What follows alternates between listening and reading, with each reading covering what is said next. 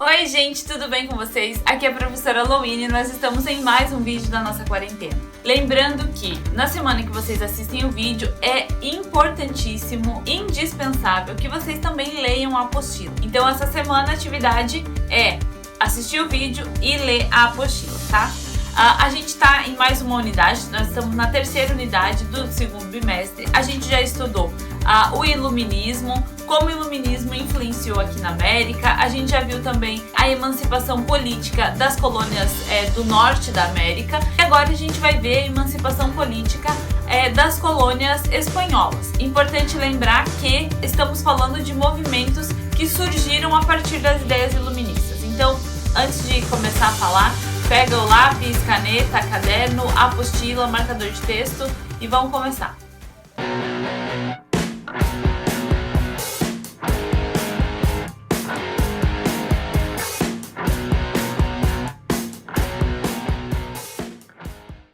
O nosso tema, então, dessa aula é América Latina, lutas pela emancipação política. Como eu já falei, a gente já viu a emancipação política das colônias da América do Norte, agora a gente vai ver das colônias espanholas. As colônias espanholas, diferente da colônia do Brasil, né, que era uma grande colônia, tinha várias colônias, então elas eram separadas politicamente. Então cada pedacinho de terra, digamos assim, da parte espanhola da América tinha o seu governante, tinha aquela pessoa que cuidava daquela região. E cada região tinha uma importância diferente para a Espanha. Tinha alguns territórios que tinham muita prata, outros territórios não davam tanto lucro, mas tinha, digamos que, uma posição geográfica favorável politicamente. Então cada uma tinha, digamos que, dava alguma coisa de bom para Espanha. Diferente das colônias da América do Norte, que tinham um pouco mais de liberdade comercial, as colônias espanholas tinham que fazer comércio apenas com a metrópole. Então tudo que elas produziam, elas podiam vender só para a Espanha. E sabe que quem determinava o preço desses produtos? A Espanha. Imagina você vender alguma coisa para alguém e é essa pessoa que vai colocar o preço naquilo que você está vendendo. Então, obviamente, a metrópole colocava o valor das mercadorias que comprava da colônia lá embaixo e como a colônia só podia comprar produtos da Espanha, a Espanha colocava o valor dos produtos dela lá em cima. Obviamente isso não agradava ninguém, principalmente os crioulos, que eram aí a elite da colônia. Quem eram os crioulos? Eram filhos de espanhóis, mas nascidos na América. Então eles eram os donos de terra, eles que produziam as coisas que a colônia vendia. Então eles eram uma elite que não estava contente com a metrópole. Esse é o ponto 1, digamos que de começar aí os movimentos de emancipação.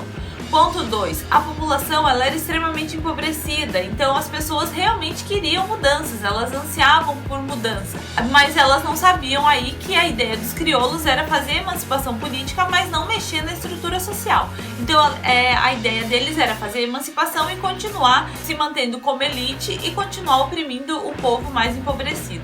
Mas o povo empobrecido da época não sabia, foi literalmente enganado aí pelas elites das colônias. E também tiveram outros fatores que eu vou listar aqui para vocês. Então a população era formada pela miscigenação entre espanhóis, nativos, africanos, seus descendentes livres ou escravos. A emancipação política das 13 colônias inglesas e a Revolução Francesa serviram de inspiração para as ideias separatistas. A gente já viu o iluminismo e já vimos como se deu a emancipação das colônias da América do Norte. Então tudo isso fez com que as pessoas começassem a ter essas ideias de emancipação. Descontentamento com o governo metropolitano, os grupos menos favorecidos promoveram rebeliões contra a metrópole. Então, eles começaram aí esse movimento para a emancipação. E em 1807, Napoleão Bonaparte ele invade a Espanha. Ele depõe o rei Fernando e coloca no lugar do rei Fernando o irmão dele, José Bonaparte, que daí ele que vai começar a ser o rei da Espanha. Obviamente a Espanha não gostou disso e colocou todas as suas forças para combater Napoleão Bonaparte dentro do território espanhol. Olhando mais para dentro do seu território, ficou insustentável a administração das colônias, porque eles já estavam sofrendo uma grande, digamos que, grandes lutas dentro do próprio território. E ainda cuidar das colônias que ficavam milhares de quilômetros de distância ficou completamente inviável. E aí começou a pipocar aí as emancipações lideradas pelos crioulos. Então eu vou colocar aqui para vocês quem são os crioulos, né? Então eram descendentes de espanhóis nascidos na América. O que eles questionavam? Estavam descontentes com o monopólio comercial praticado pela metrópole e a ausência de representação política. Então, além do comércio, eles também não tinham força política e isso era algo que incomodava muito eles. Como contribuíram para os processos de independência? Aproveitando-se da fragilidade do Império Espanhol para dar início aos conflitos que resultaram nas independências e na formação de diversas nações latino-americanas. Então, além de dinheiro, eles tinham bastante força política também. Né? Eles tinham muitos escravos, eles eram os poderosos da América Latina e acabaram ludibriando aí o povo. Então, a emancipação política das colônias teve várias emancipações e aqui a gente vai listar, o livro lista 5 emancipações e mais a emancipação do Haiti. E lembrando que o Haiti, ele fica... Muitas pessoas acham que o Haiti e a Jamaica, por exemplo, ficam na África. Não ficam. Tanto Haiti quanto Jamaica são territórios americanos. São ilhas, né? E o Haiti, na época, não era uma colônia espanhola, nem inglesa e nem dos portugueses. O Haiti era uma colônia francesa. Então, a gente vai ver um pouquinho da independência do Haiti mais no final do vídeo, tá? Então, a gente vai ver como se deram as independências do vice-reino da Espanha, da Capitania Geral da Venezuela e o vice-reino da Nova Granada, e o vice-reino do Rio da Prata, Capitania Geral do Chile, vice-reino do Peru, Capitania Geral de Cuba e República Dominicana. Então, a gente vai ver um pouquinho como se deram essas independências. Bem, o vice-reino da Nova Espanha onde é atualmente o México. Esse pedaço de terra era o mais importante porque era o centro administrativo de todas as colônias. Então a Espanha tinha muito maior contato com o México do que com as outras colônias. Não era México, era Reino da Nova Espanha. Então era onde atualmente é o México e era o governo central, era o governo espanhol na América. O movimento teve início com indígenas e mestiços que, além de emancipação, desejavam o fim da exploração de mão de obra indígena e reforma agrária e igualdade judicial entre os grupos sociais. Então existiam leis diferentes para cada grupo social, para cada camada da sociedade. Se você matava alguém e você era um escravo, você tinha uma determinada penalidade. Se você era um indígena, você tinha outra penalidade. Se você era um crioulo, que era a nata, digamos que da sociedade na América colonial, então você pagava ali uma porcentagemzinha ali, uns centavinhos e já era liberado. Então eles brigavam também por justiça social e reforma agrária. Reforma agrária é algo que até hoje a gente vê que tem grupos que lutam por essa reforma agrária. O que é a reforma agrária? No Brasil e em outros países da América existem latifúndios. O que são latifúndios? Enormes pedaços de terra, grandes mesmo, do tamanho de países inteiros, que são de uma única pessoa. O que eles queriam que fizesse? Deixassem essa pessoa com um pedaço de terra bom para ela sobreviver e o restante dividissem entre as pessoas que não tinham teto, que não tinham terra para plantar, que não tinham comida. Então essa é a reforma agrária. Depois de mais de 500 anos de independência das colônias, nós ainda estamos lutando por essa tão esperada reforma agrária. Bem, no vice-reino da Nova Espanha, atual México, então a elite crioula era contra o movimento indígena e mestiço. Então isso acabou criando conflitos dentro da própria colônia, entre mestiços indígenas e os crioulos. O general Agustín de Iturbide, membro da elite crioula, combateu a revolta indígena em 1822. Proclamou a independência do México, assumindo para si o título de imperador. Então ele foi lá, combateu os indígenas e os mestiços e se autoproclamou imperador. Obviamente isso não deu certo, né? Ninguém se autoproclama alguma coisa. E aí ele acabou que isso foi em 1821, em 1824 isso já caiu, né? Então em 1824 um grupo de crioulos republicanos que não aceitou a monarquia assassinou o Agustín e implantou a nova república. houve várias questões referentes à independência do México que a gente não vai tratar agora, senão não vai dar tempo. Mas vai ser um conteúdo, acho que vocês vão estudar no nono ano e vocês vão ver como que teve repercussão essa independência do México e como foi cheia de tramas. Até Napoleão Bonaparte se meteu aí nessa briga para a emancipação do México. Então a gente vai ver isso no próximo ano, tá? Agora a gente vai ver a Capitania Geral da Venezuela e Vice-Reino da Nova Guatemala. Então o processo de emancipação teve início em 1806 e foi marcado por conflitos entre colonos e metrópole. Em 1811, o general Francisco de Miranda proclamou a independência. Francisco de Miranda foi preso pelos espanhóis e acabou morrendo na prisão. Simão Bolívar assumiu a liderança do movimento. A formação da Gran Colômbia em 1823, Venezuela, Colômbia e Equador. O Simão Bolívar, ele foi um grande nome na emancipação política das colônias espanholas, porque ele não ajudou apenas o vice-reino da Venezuela, mas ele também ajudou na emancipação da Colômbia e do Equador. Como ele, digamos que tinha experiência em emancipação política, tanto Colômbia quanto o Equador acabaram pedindo ajuda para o Simão Bolívar. Então ele realmente foi um nome muito importante na história das emancipações políticas da América Latina, na história geral aí da América. Bem, vice-reino do Rio da Prata é onde atualmente hoje se situa a Argentina, Uruguai e Paraguai. E esses países tiveram emancipações diferentes. Então o início da campanha de emancipação ocorreu em 1810.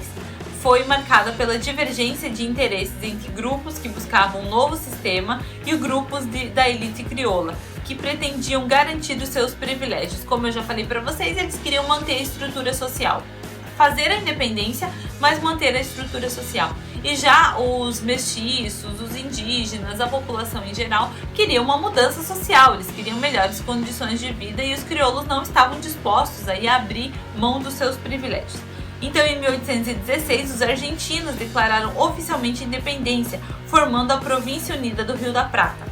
O Paraguai proclamou sua emancipação política em 1811. 2 anos depois, os crioulos Gaspar Francia estabeleceu uma política isolacionista para o novo país. O Paraguai sofreu bastante, né? E o Uruguai, a gente também vai ver a independência do Uruguai com mais detalhes no próximo ano. E o Uruguai, acho que foi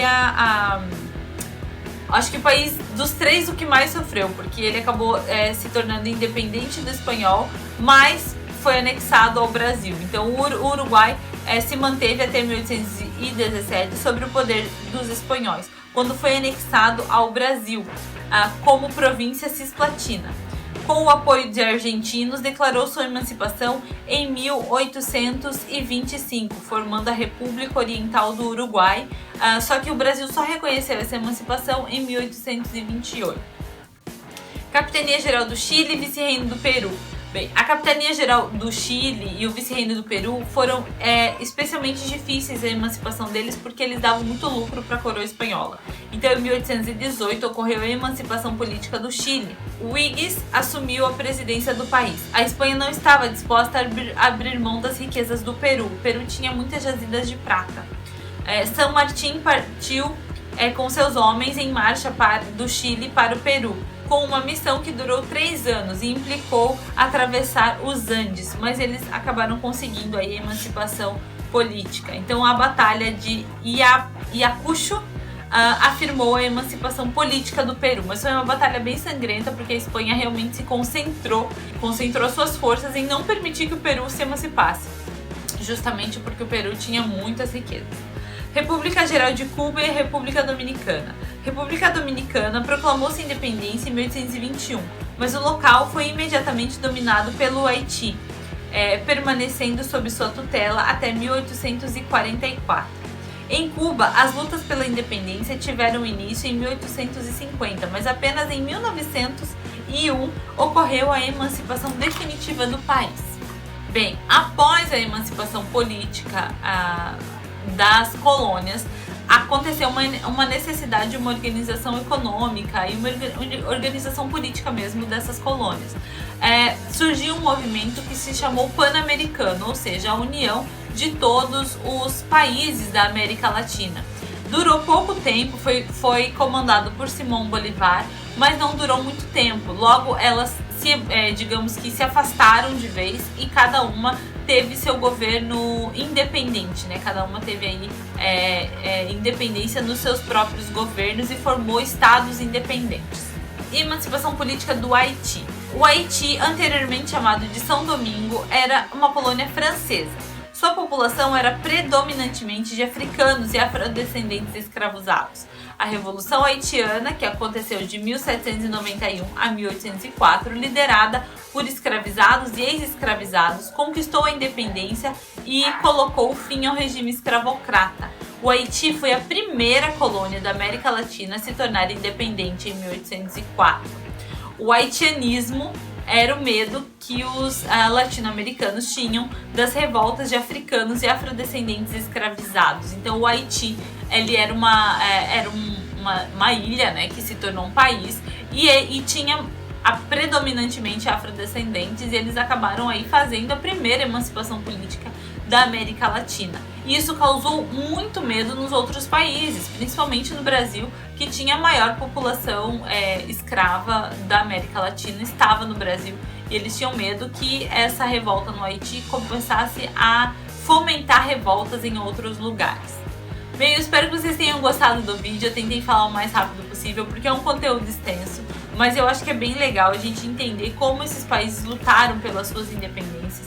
Eu acho que a gente tem que... A história serve para isso, pra gente se politizar, pra gente prestar atenção nas coisas que nos cercam e começar a entender um pouquinho como que se deu a política atual do nosso país e dos países vizinhos, que tem origem aí nas suas colônias, quando os países eram colônias, na sua emancipação política e tudo mais. Espero que vocês tenham gostado, eu gostei de fazer. Até o próximo vídeo, não esqueçam de ler a apostila, é importante que vocês leiam a apostila, tá, gente?